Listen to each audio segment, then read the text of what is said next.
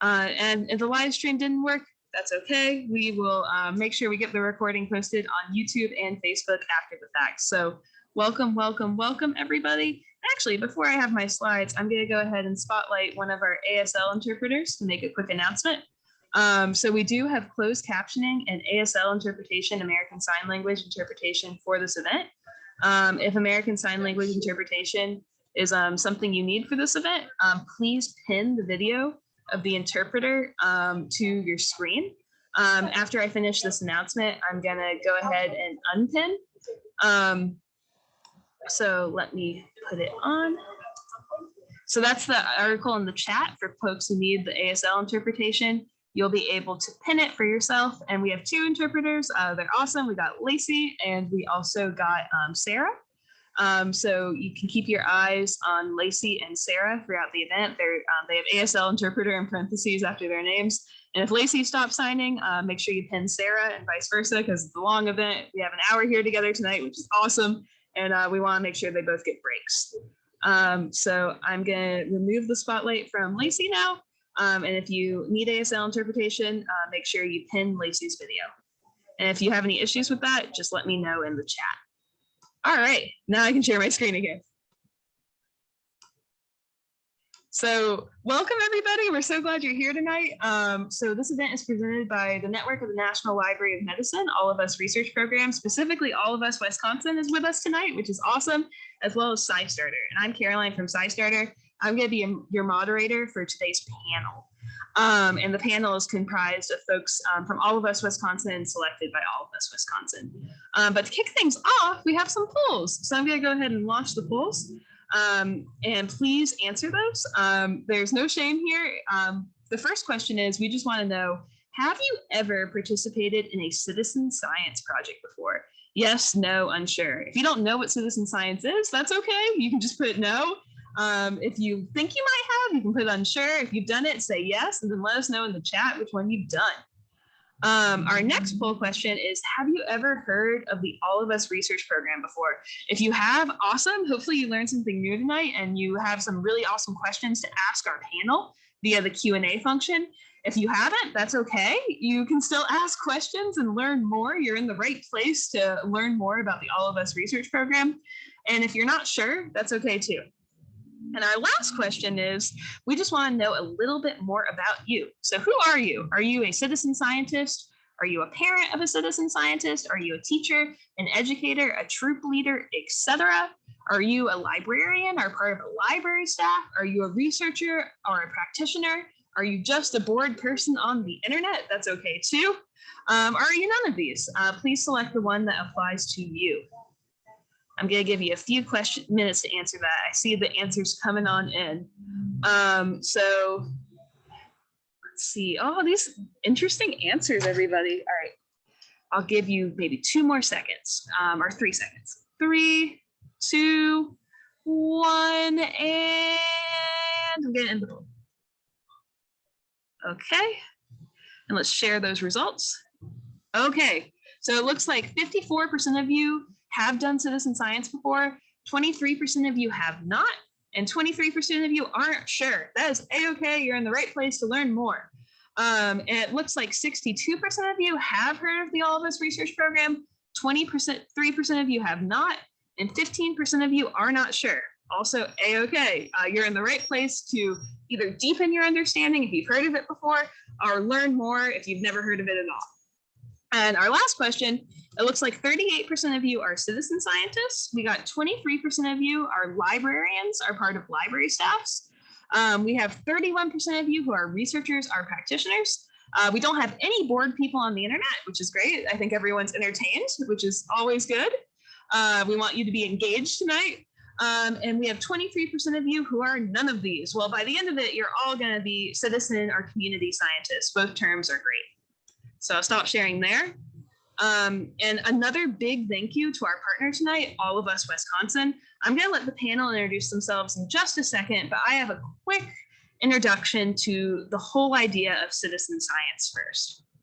So what is citizen science? The basic premise is millions of people enjoy science and nature, And even if you don't think you're in this group, you probably are. If you've ever looked at a bird or a butterfly and appreciated it, or if you like to be outside, or if you've looked up at the night sky and pondered it, or maybe you're curious about the brain and wish you understood it better, you're in good company. There are millions of people just like you who are curious about the world around them. And the great news is thousands of scientists need volunteers. One thing we say at SciStarter is scientists don't have enough eyes, ears, or perspectives to know everything there is to know, to understand everything that needs to be understood, to answer every question that needs to be answered. That's where you come in. These researchers, these project leaders, they need your help. They need curious and concerned people like yourselves to make a difference. But sometimes they can't find each other. These researchers who need your help can't find passionate volunteer communities. That's where SciStarter comes in. We connect them. We connect researchers to volunteers. We connect you to real science that you can do. We connect you to citizen science. And it's all on SciStarter.org. That's your one stop to discover all sorts of different volunteer opportunities to make the world a better place, or as we like to say, to turn your curiosity about the world into real impact. So what is citizen science, also known as community science, neighborhood science, public science? It goes by many different names. Civic science, I've heard civic science before.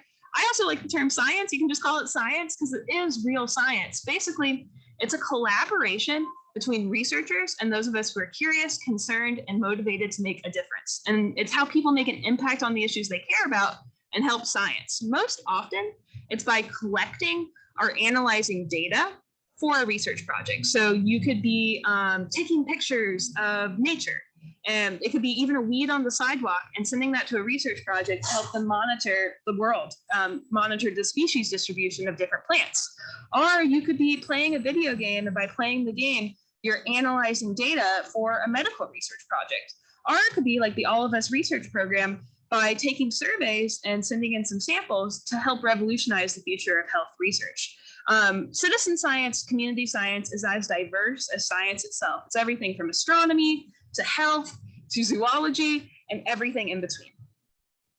And SciStarter is your place to discover the over 3,000 projects, events, and tools that folks have added for you to get started and turn your curiosity into impact. And if you're overwhelmed by the prospect of 3,000 different opportunities, there's one place that SciStarter and the network of the National Library of Medicine have set up to get you started. It's on SciStarter.org/NLM. I really recommend that you make a SciStarter account and you start joining some of the projects featured on this page. There's a game that you can play to help Alzheimer's researchers with their search for a cure. By playing this game, you're actually making annotations of blood vessels, which I think is amazing. Another game-based project is Eterna. By participating in the Eterna project, you're able to help researchers come up with designs for RNA-based vaccines that they then synthesized in the lab at Stanford. There's the IC Change project. This one is really empowering for me as a Floridian because enough people have contributed data about water they see on the sidewalk in Miami that the project was able to partner with the city of Miami for resiliency planning to make the sidewalks better to stand up against water and improve quality of life. In New Orleans, IC Change has been a big deal.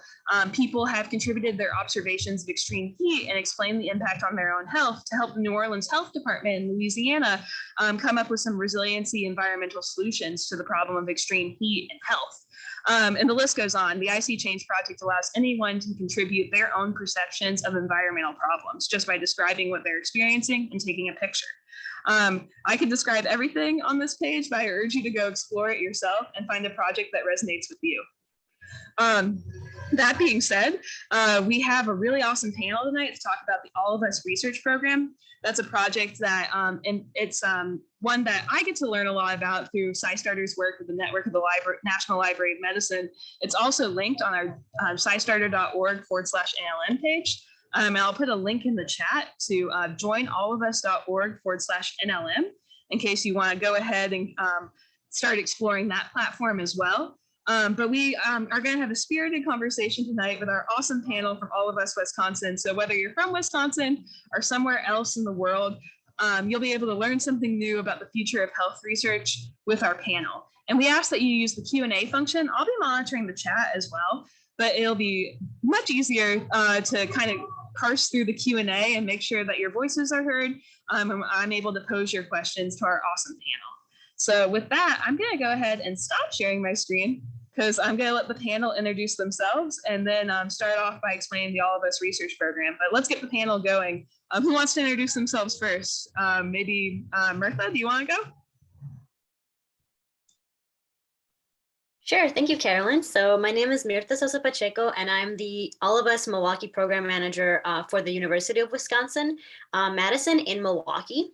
So we are operating outside of the Center for Community Engagement and Health Partnerships. It's directed by Gina Green-Harris here in Milwaukee, and it is a center for the School of Medicine and Public Health out of UW-Madison, which is one of 4 members in a consortium that make up the All of Us Wisconsin Consortium. So this is UW-Madison, Medical College of Wisconsin, Froedtert Health System, Gunderson Health System, and Marshfield.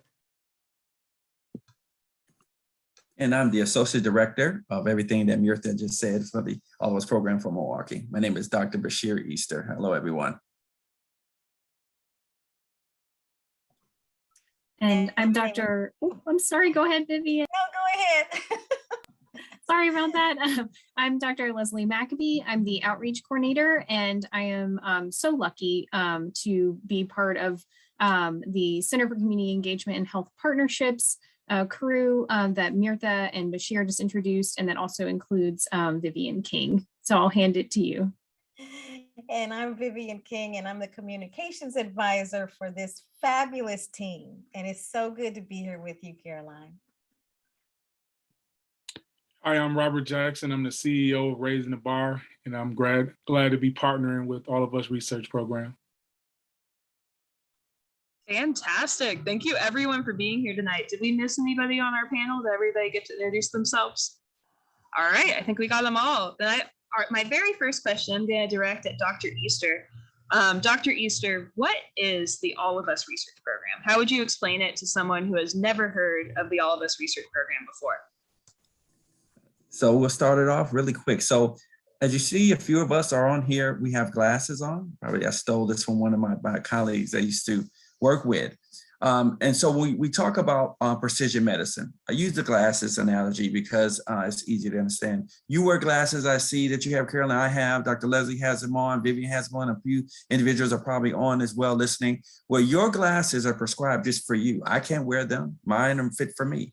Well, medications and treatments right now have been tested on middle-aged white men, but we're using and taking all of these different treatments and stuff like that, and they're not fitting our body directly. So we're really trying to find medications and treatments that are precise for us.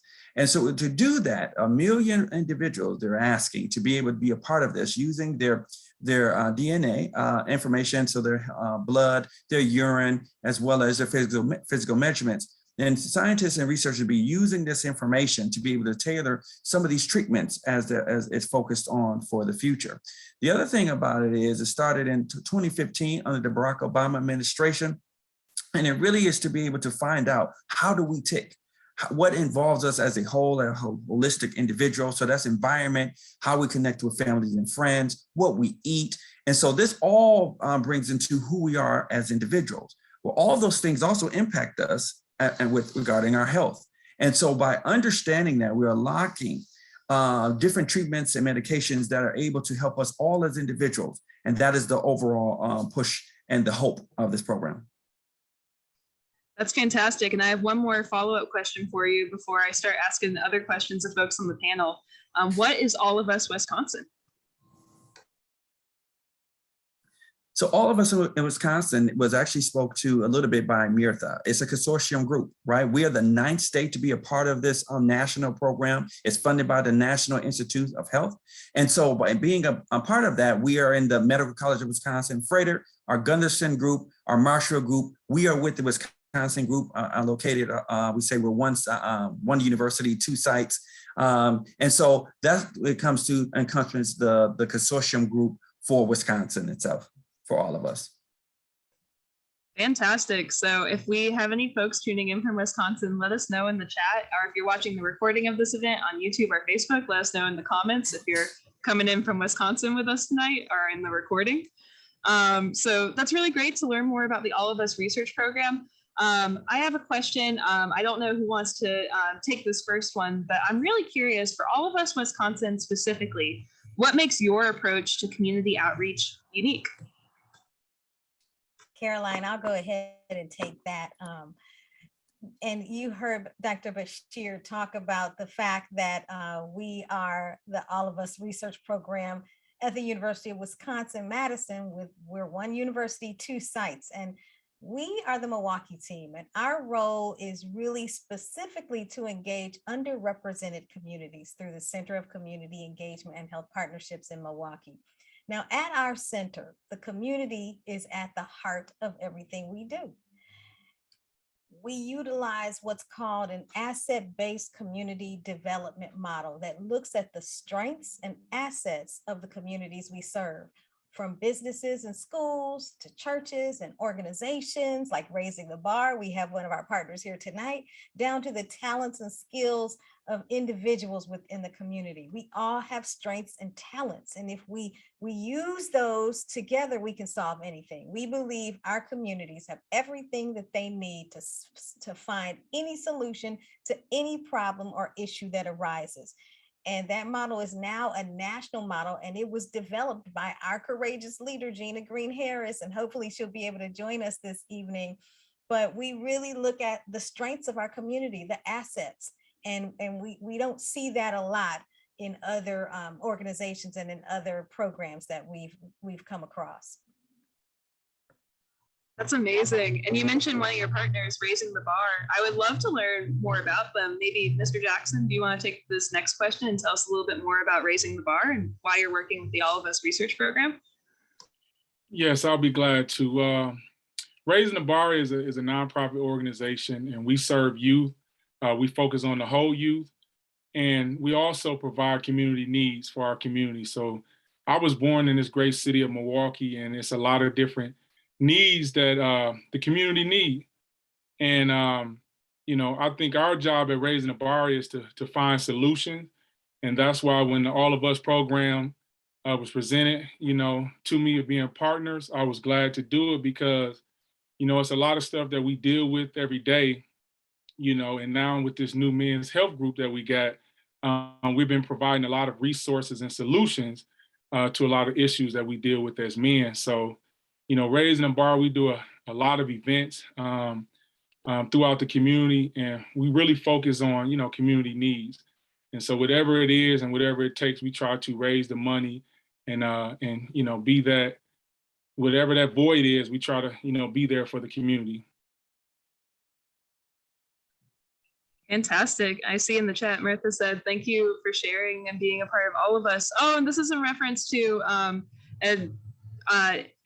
of Us is encompassing these community organizations, which is great, like Raising the Bar. So thank you so much for being a part of this, as well as amazing volunteers like an attendee tonight. We have a comment. She said, I also have donated my DNA and info, I think in late 2019. She's in central Wisconsin.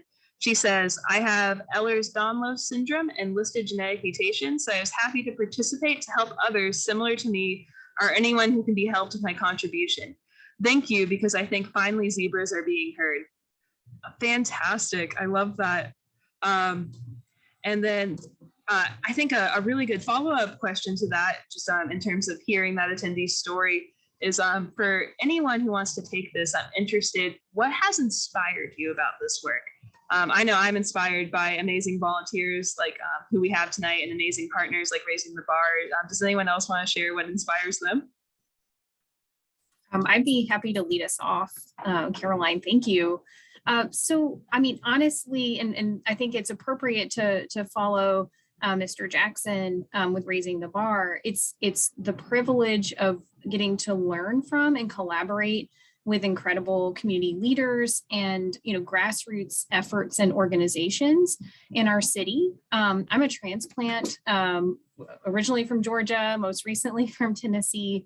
And being able to, in a very short time, meet very talented, passionate people who take their, in some instances, like their personal experience, and in some cases negative, especially, we have partners like Sandy Smith with Survivor's Journey to Peace, who took her experience with domestic violence. She's a survivor, and created something beautiful and positive that then, so she's having events, awareness events.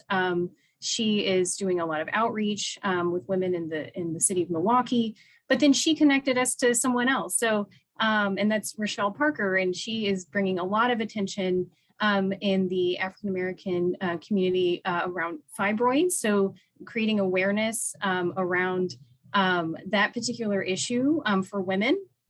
And so it really does organically grow a network that is really beautiful to be a part of. And it's all inspired from, personal experience that really does connect with, the communities that these men and women are serving. So that it's just been a huge privilege. It's just evident from the fact that you're able to name people's names and community members who inspire you. When you hear 1 million volunteers, that's a big number, but it shows that these 1 million volunteers are 1 million individuals. So, wow, thank you so much for sharing. If anybody else wants to chime in, I would love to hear what inspires you. Yes, thanks, Carolyn. I was going to add on to Dr. Leslie, her sharing is that and going off of also what Vivian mentioned earlier about this asset-based community model, it's that, when you're in different cities all across the country, but, I'll just take Milwaukee now, we have so much data, right, and health information that comes out and talks about, the needs of all of these communities and, all the things that, may seem like they are missing, right? Like, the problems of, food insecurity, or maybe structural violence in neighborhoods, or, housing shortages and all of that. And we know this, right? But we also know that every community and every city across the country, and in this case, Milwaukee, we also have so many people and so many organizations that are doing a lot of work to help move us forward, right? And so being able to work with all of us and being able to partner in the community to, for the health of all of us and for the health of the city itself is just very inspiring to work together and collaborate in that way as well, and to use those strengths to use the strengths and not just, focus sometimes on what may be the sad kind of numbers. I'll jump on and say, add on to Mirtha.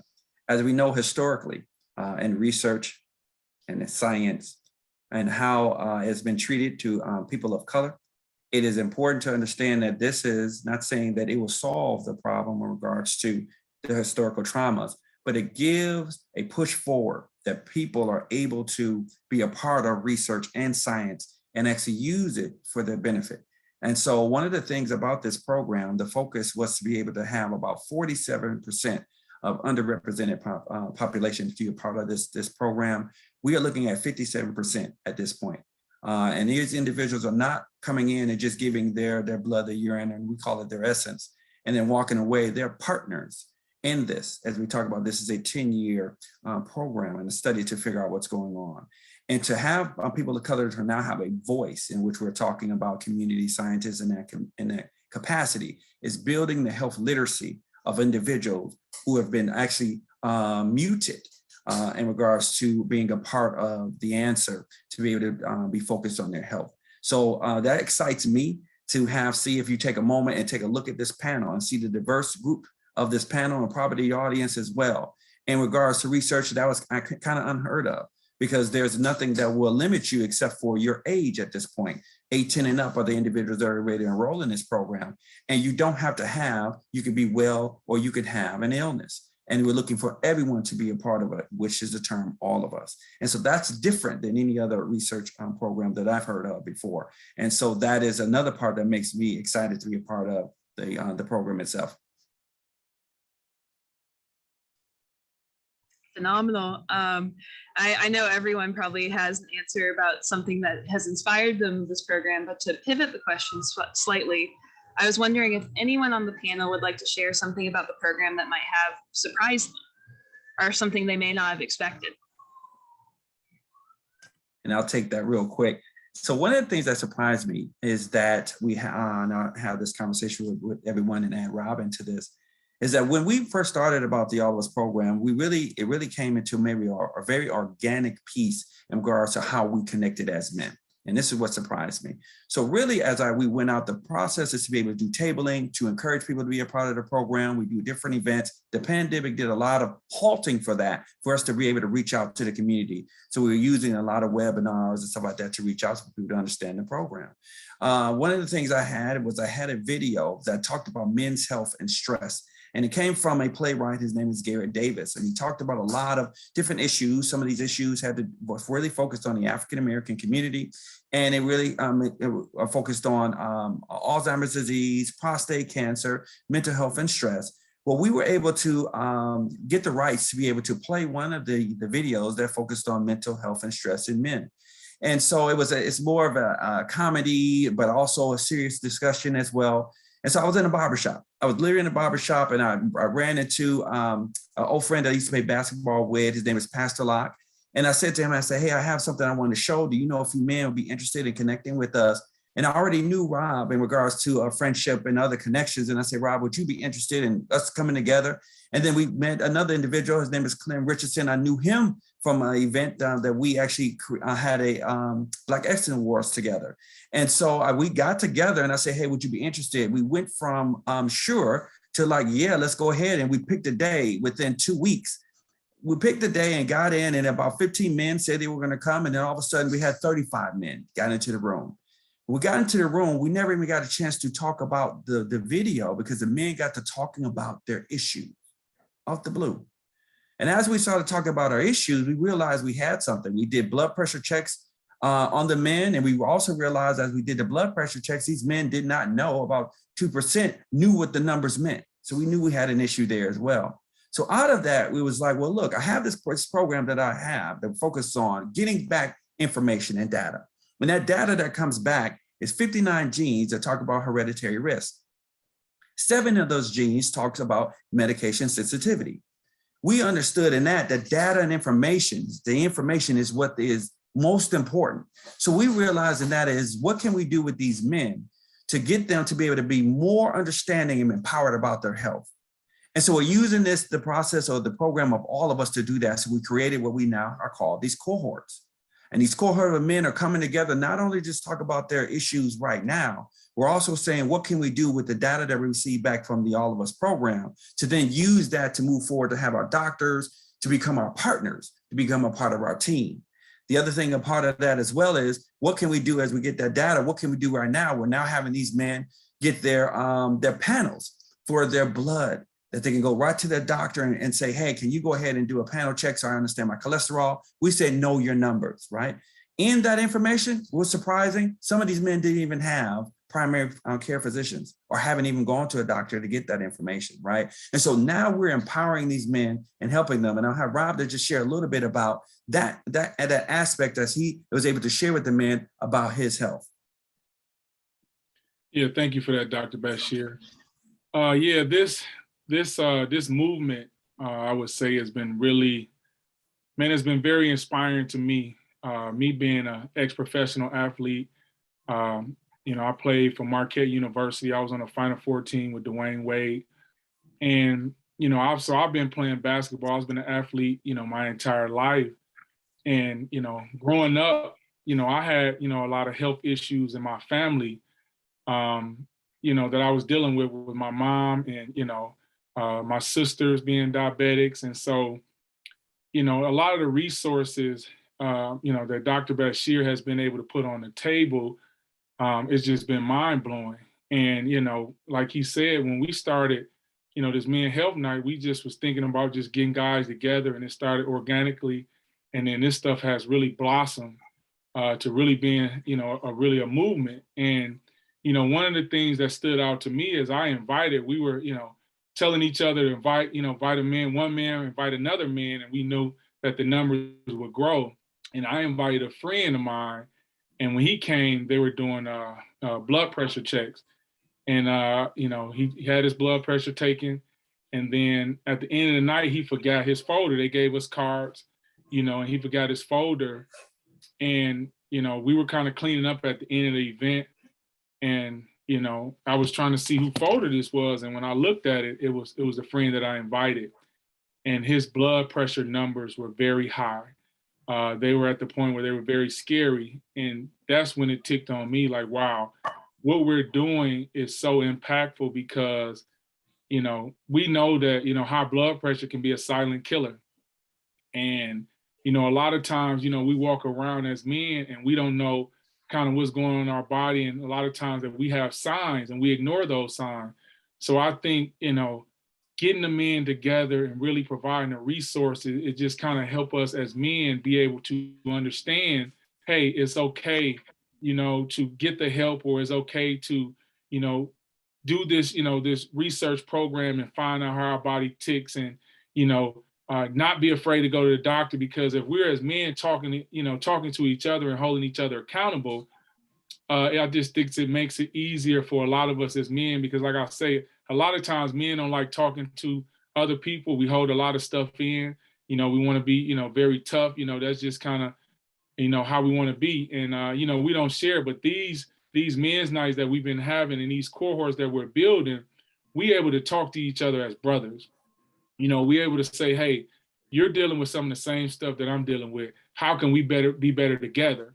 And we're not also just talking about it, but we're providing solutions, and we're getting people engaged, and we're holding people accountable. And I know, with this movement that we're doing now, is going to be able to help the future of not ourselves, but a lot of men and, generations to come. And the only last part of that I'll add is we talk about the community scientists. So we are really taking a core of individuals that have not talked about science before, have not looked at research before, and now we're getting them and infusing them to be able to take care of this information from their environment, from their friends, from things that they are done as a whole holistic view of that individual, and to be able to find changes that they can find in their community. So one of the things, if they talk about healthy eating, they'll be able to say if they're in an area of food deserts, right? And understand that if you, in some things that you put in your body, how long does it travel? So we are getting data by doing surveys right before the men come in, and then to find out what they change and accountability. And so we're building that capacity of something that will be left with the community, even if all of us leave after the amount of time that it's supposed to be providing. It's something that's left for the community to continue to move on with and strive for change. That's phenomenal. And I think I love that you addressed like what happens after all of us is over. What could the community be left with? That leads me to another one of my questions. I'm really curious, and anyone on the panel can take this, or I'd love to hear from multiple of you. What do you think the future of healthcare should look like? Thank you, Carolyn. I think that for my part, I'll focus on two things that I feel like the future of healthcare, that we want to aim towards. And there is the Robert Wood Johnson Foundation has done like a series of really great surveys with Harvard School of Public Health and a couple of other different entities. And one of them that they covered a couple of years ago was sort of looking at perceptions and experiences of people across the country when they go into their healthcare, or when they're applying for assistance, or just generally throughout their life. And from this study that was conducted years ago, researchers say that unfair treatment and judgment based on race or ethnicity occurs across multiple settings, and that Black and Hispanic adults are more likely than white adults to report worse treatment in their healthcare. And we know that this results in, disruptions, delays to medical care, adverse health consequences, and the health disparities that we talk about at a national level, right? Like the National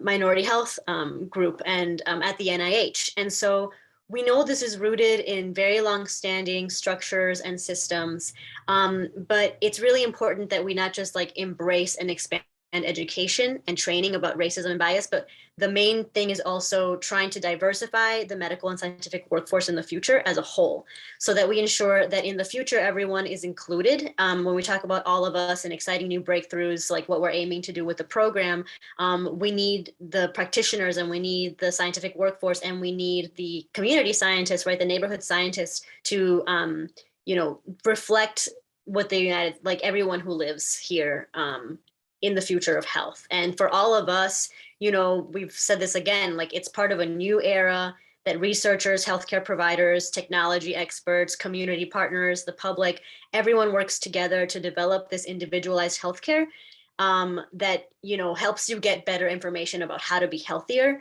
about, taking into account all of these different, environment, lifestyle, your genetics. So we're really excited about that for the future of healthcare. Is basically the diversity of healthcare in the future, the inclusivity of healthcare in the future, and research. And Caroline, I would like to add advocacy. We need more advocacy. We need more people like Robert and his friends to talk to each other and to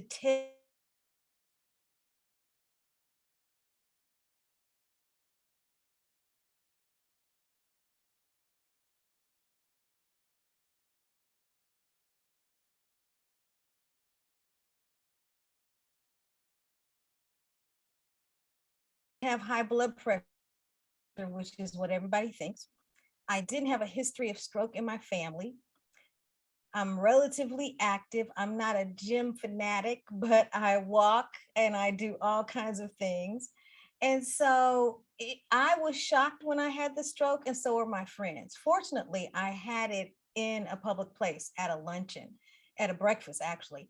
And so I got immediate attention. And that's one of the things that doctors said helped me, because they caught it quick enough, even though I was in neurological ICU for 10 days and in the hospital for a total of 32 days, but they caught it quick enough. And plus, because I was relatively active and because I didn't eat horribly, there are sometimes I splurge, but because I had a healthy diet, my body was conditioned enough to help me recover. And so if we can, make sure that we tell other people about this. The other thing is I'm single in Milwaukee. And so I don't have any family. My sorority sisters came to my aid. The call went out saying I got sick. They converged on the hospital.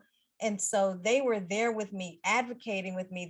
They called themselves my sisters because the healthcare professionals said, only immediate family can go in with her. And they were like, okay, we're her sister. They were my sorority sisters, not my biological sisters, but they were there to help advocate for me until my mom was able to come. And so we need people to advocate for each other in the hospital, and to be, when you're by yourself, you need somebody to go with you, because say I went and, heard that I had cancer, you don't want to hear that by yourself. You need somebody with you. So we've got to build trust within each other. But that's what we're trying to do too with our All of Us program, to really build trust and make sure that, we can share with people that we care about their health, because we really, really do. And we can learn so much from each other.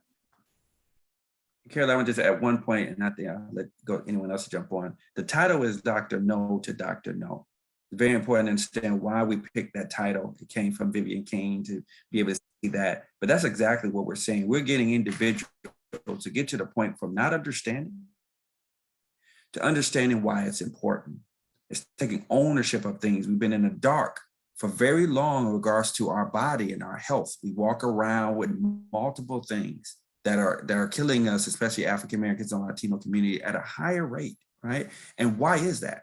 And why won't we do anything to change that? So that title is very, very, very powerful. I'm glad that she saw that and saw that insight, because now we're trying to get people to understand there's no reason why you shouldn't know about what's going on with you. And Caroline, I guess I should say, I was so passionate about sharing my story, because what happened was I found out the true cause was birth control pills over the age of 40. And so half the women I talked to said, oh yes, my doctor took me off birth control pills in my mid-30s because he said I was too young to have a stroke. The other half would look at me wide-eyed and say, oh, I'm over 40 and still taking birth control pills. So I figured, if I didn't know, and I am a former journalist, and half the people I talked to didn't know that dialogue needed to be out there. So I ended up writing a book, When the Words Suddenly Stopped, Finding My Voice Again After a Massive Stroke. Thank you for having it, Caroline. and it just shares my story, from a layperson, because, there are a lot of books out there about strokes and people having strokes, but you just never know when your words might spark someone to do something or change something in their life. And so I have been told that people have immediately started talking to their doctors about why they're still on birth control pills. And so it's just important to know how these things impact your life. And the other thing is, I talked to Dr. Jonathan Jackson, who is a huge proponent of this program as well, and a huge part. And I was telling him that this was before my book came out. And he said, your book is needed because there needs to be more research on how birth control pills impact women of color. And so that's another reason that I really wanted to be a part of this, because we need more research, and not just on that, but on a lot of things. That's phenomenal. And yes, I have the book, everyone. It's my latest read. Definitely make sure you get your hands on a copy. I'm sure your local library may have one, or your local bookstore. So thank you so much, Vivian, for sharing your story. Something that you and Dr. Easter both addressed was the idea of building trust and advocating for each other. And also, before I ask this question, just a quick reminder to everybody who's with us tonight, you can ask your own questions. I really, really want to get at least one question from the audience before we adjourn tonight. But I'm really interested in the idea of hesitancy toward research, and especially in regard to topics like vaccines. How do you all go about addressing that and the question of, trust in regard to that? Whoever wants to take the first take on that, feel free to unmute. I'll take a quick go at it, first. And so I think a lot of it has to do with this health literacy that we are pushing, right? That we want our communities to be health literate, to know, to understand the history, to understand how things work, how vaccines, I think that obviously this is taking on we know that it's taken on this weird political tone in the last couple of years, the vaccines, when really we know that historically vaccines have been around for a very long time, right? We want to educate the community to make their own choices, right? Because but with the literate picture, right? Like, what are vaccines? What do we use them for? Who has developed them before? How do they work? And these can seem like very complex, sort of high level scientific conversations, but we know that the community understands when we all talk about it, bring it together, and bring the education and information down from the medical, professionals and scientific sources, and spread it. And so I think that's one big thing that we really try to aim for on our team, is to educate and engage and empower the community to advocate for themselves, as far as that goes, as far as vaccine hesitancy. Yeah, I would just piggyback off of what Meritha said, and just say that listening to people, especially when we're out in the community, having an open ear and understanding where there is hesitancy, and then continuing to listen, and instead of kind of going on a long spiel about what all of us is about, which is, it's important to share, but it's most important first to understand what someone's experience is, and the reasons why they might be uncomfortable sharing a blood specimen and having their DNA analyzed. And I think that kind of listening would be beneficial to all of us in many spheres of our life, but I think it's especially crucial for this effort where we are trying to build trust. And Caroline, I just think that we don't push people. We just present information, and we let them know that their health is important to us. We want the community to be healthy. we're not, browbeating someone to be a participant in All of Us. What we're saying is, this is what we're doing at All of Us, but this is some of the information that you need to know so that you can take care of your own health. And we have examples, and we have people who can share personal stories. And I think when you can present information, people can make their own minds up, and you'll get the participants. And that's what we have discovered. And we're not upset if someone, says, no, that's not for me. We understand the history of research in America, and the detrimental impact that it has had on communities of color. And so we are very sensitive of that, being from those communities and having family and friends from underrepresented communities. And so, we understand that, and we want them to know we will address any negative issues in the past. And we say, start from here. This is what we know. We have, a broad-based group of supporters, like, for instance, the Divine Nine fraternities and sororities, predominantly African-American fraternities and sororities. They nationally are supporters of the All of Us research program. So many other organizations are a part of the research program, so that we're watching now. And that's what we want to tell people. We are there at the table watching. And what we like to say, if you're not at the table, you're on the menu, and we no longer want to be on the menu. Thank you, Vivian. And also, I think it was like, oh, sorry, Dr. Robert, go on. No, I'm sorry. I just wanted to piggyback off Vivian and say that I do love the approach, especially with the All of Us program, and just even talking with Dr. Bashir in our men's group. We're not forcing anybody. We're presenting information, and we're allowing them to understand that the importance of it and put it on the table. And I think when you have that approach, it don't seem like you're trying to force anybody, because a lot of times when you're forcing people, it get them a little nervous. And just like even with, some of the vaccine stuff, people kind of get nervous when they're saying, you kind of have to do this versus, like I said, we take the approach where, we're not forcing you, we present information. We're part of the program, and then kind of give them that free will. And I think eventually people starts to, take and say, okay, you know what, they're not forcing me. I do want to learn more about my body and things of that nature. And then they start to want to participate in the program because of that approach that we take. Thank you, Robert. And I think the important thing as well is that, providing the access to begin with, I think that the program, giving back 59, medical genes that are hereditary risk with heart and cancer, and the pharmacogenomics, the 7, medical medication genes as well. That's, usually you would have to go through, your doctor and insurance. And, I think about, my family, my mom who had breast cancer, but no one else in my family ever had breast cancer. And then she had to go and take her BRCA1, BRCA2 gene testing so that my sister and I knew if we had to get tested for that. But that all takes a high level of advocacy, health literacy, all these things to begin with for you to navigate this in a health system that is, sometimes, my mom her English is her second language. So I do a lot of advocating for her. My sister does a lot of advocating for her.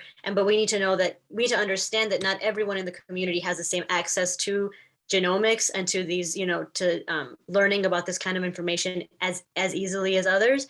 And so we want to be a conduit to provide these resources to the community.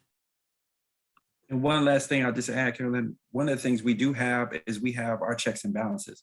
We are looked and governed by a community advisory board that makes sure that they are also protections to the community, to make sure the things that we're saying, that they also get to see that as well. That is community advisory board, is also with the medical college, also with our Madison group and our Gunnison and Marshfield group as well, is governed by our community advisory board to help with that increased trust into the community. Fantastic. Yeah, building trust is so vital. And I love the ending on the fact that you have some oversight and, the checks and balances. That's phenomenal. We're almost at the end of our time together tonight. And I was thinking for our final question, we could just go through the entire panel. And I want, if you all have anything else you want to share, something you haven't had the chance to say yet tonight, that you want the people with us to hear, or the people watching the recording to hear, this is your space to do that. All right, it looks like Mirtha has her hand raised, so she gets to go first. Thank you, Caroline. We have a participant, Livy Wiskowski, here on the chat that just had a very, she has a really great thing that she's sharing. If you wanted to read that, it's about how her, their health and their individualized sort of care that they wish for. Definitely. I'll give that a read while our panel thinks about their final thoughts. So one of our attendees tonight says, the advocacy piece is important. In my experience, very few hospitals and physicians are adequately educated about up-to-date info about connective tissue disorders. It took me 31 years to have an accurate diagnosis. I hope this helps people get diagnosed more quickly and prevent unnecessary injuries. Our long-term disability issues due to not understanding one's own body and genetics. I wouldn't have gotten an EDS diagnosis without a few advocates who were willing to listen and investigate further. Yes, and that's, I think, a theme of tonight, the idea of listening.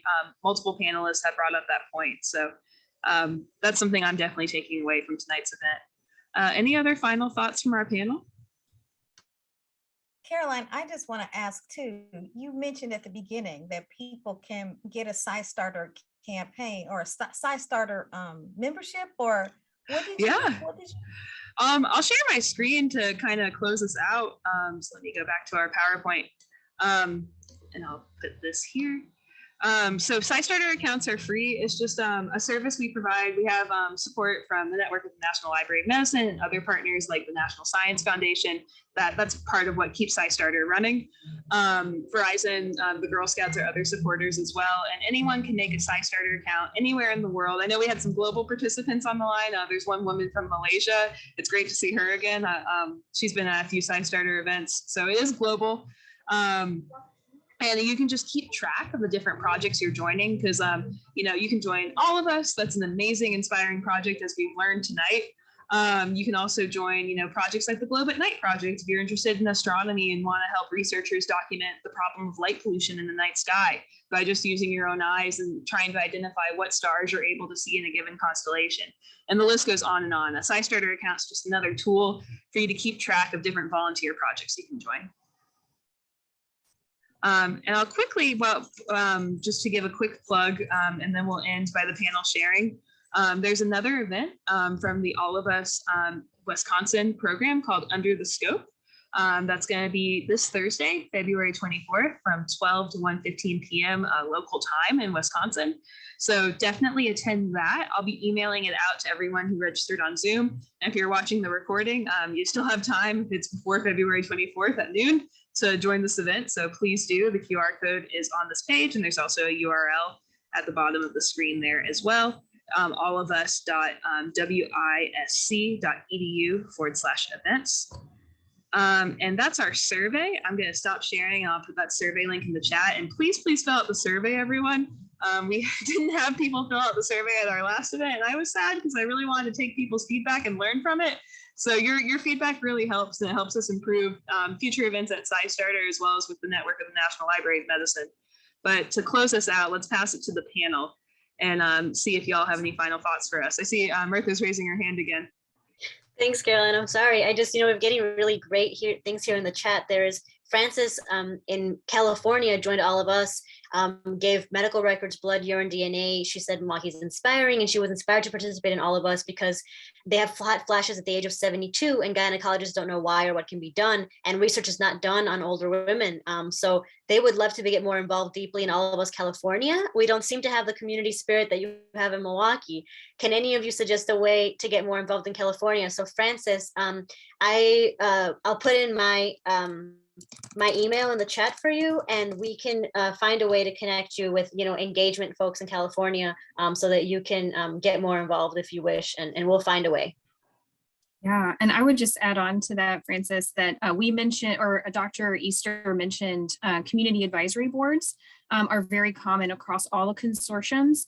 And so there are cycles for new members, but we also didn't mention participant advisory boards. And since you're already a participant in the program, many consortiums and members of the consortiums host those as well. And your perspective, I'm sure, would be very welcome. So those are just some initial ideas. Caroline, I just want to, I'm not sure if you have to be a certain age to have a SciStarter account, because what I'm thinking is I do some volunteer work with our local school system. And, you know, there was a middle school student who was having some trouble at school and, you know, getting suspended, etc. And so, you know, he came before me in this process. And so I said, you know, your teacher says that you're interested in math. And he says, yes, I am. I said, what would you like to do with that? And he said, I would like to be a scientist. And so I immediately thought about all of us, because even though all of us is 18 and up, he can start being a community scientist now. And so, you know, that's why I was asking you if even a middle school student could get a SciStarter account. Definitely. And I'm going to share that with them. I put a link in the chat, SciStarter.org/education. There are some projects like All of Us, for example, that have age restrictions. And there are certain projects that if you're, you know, under the age of 13, you may want to do with a trusted adult. But that being said, for a middle school student, I really would recommend the Eterna project. That's actually featured on the NLM page as well. I put the education link in the chat, SciStarter.org/education, because that's sorted by age level with recommendations. But on the NLM page, the Eterna project, he could build these puzzles to help researchers synthesize RNA-based vaccines. And if he builds a particularly novel puzzle, it could end up being a vaccine. You know, the best puzzles are voted on by the research team and by community members at Eterna. So yes, tell him to get started. He can start making a difference right here, right now. So that's amazing. Thanks, Carolyn. So real quick, I wanted to say there was a Q&A, and Karen Crossman, she was asking where all else is All of Us involved. I sent her a link in the chat. Here is a link to the All of Us National Network. It's a little clunky. To answer the question, there's All of Us in the Midwest, there's All of Us in California, Arizona, Florida, Georgia, Mississippi, Alabama, New York, Pennsylvania, it's all over. Not everyone has a health provider organization like a hospital that's doing it, but there's different ways for people in states that don't have a consortium that's awarded money the way that Wisconsin does, for people to join all over the country. So I hope that link is helpful enough. Definitely. And for our Californian in the chat too, All of Us California really rocks as well. And we're actually doing some events with them in April. So you're welcome to join those. And and look, yes, we have Lisbeth here from All of Us California. It's so good to see you. She put her email in the chat. So Francis, definitely get in touch with Lisbeth. And otherwise, you know, attend our events in April. I'd love to see you again. Looks like we have 1 minute left. Does anyone from the panel want to close us out tonight? We just want to thank you, Carolyn, for putting this together, and all the other people that were putting this and made this happen for us to speak a little more about it. And we definitely, again, I'm going back to the title, From Dr. No to Dr. No. That's what we really wanted to make people be aware of. Know who you are, know how you tick, and go to the point of knowing it so you be able to share and take ownership of your health. And any way to do that. But we're excited to be able to share what we're trying to do here in Milwaukee. Thank you for the work you do. And thank you to our panel. Anything else from our panel before we go? Thank you very much. Thank you for everyone who attended. Awesome.